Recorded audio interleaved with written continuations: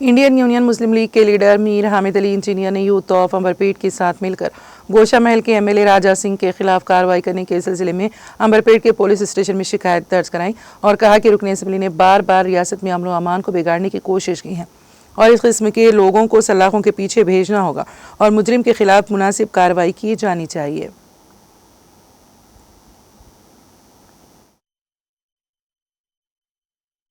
बिस्मिल्लाहिर्रहमानिर्रहीम, अस्सलाम वालेकुम वरहमतुल्लाहि वबरकातुहू। आज हम तमाम अंबरपेट के रहने वाले मुकामी लोग यहाँ पर अंबरपेट पीएस पे आए हैं।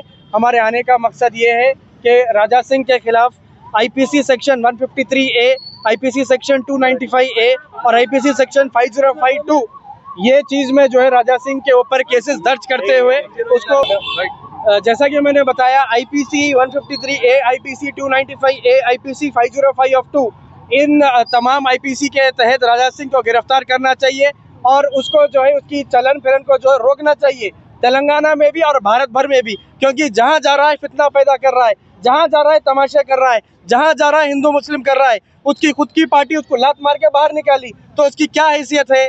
तो जो इंसान की कोई हैसियत नहीं है, जो इंसान को खुद की पार्टी निकाल के फेंक दी है, वैसे शख्स जो कम्युनल फीलिंग्स पैदा कर रहा है उसको ये आईपीसी में डाल के अंदर करना चाहिए और जब तक उसके पास से माफीनामा नहीं आएगा तब तक उसको जो है बाहर बेल पे नहीं छोड़ना चाहिए। ये हमारा मुतालिबा है। अंबरपेट के तमाम नौजवान इस चीज़ से बिल्कुल नाखुश है कि राजा सिंह के ऊपर कोई केसेस बुक नहीं हो रहे हैं। यहाँ का लॉ एंड ऑर्डर जो है ख़राब से ख़राब होने के चांसेस दिख रहे हैं हमको। वही चीज़ देखते हुए हम अभी खामोश हैं।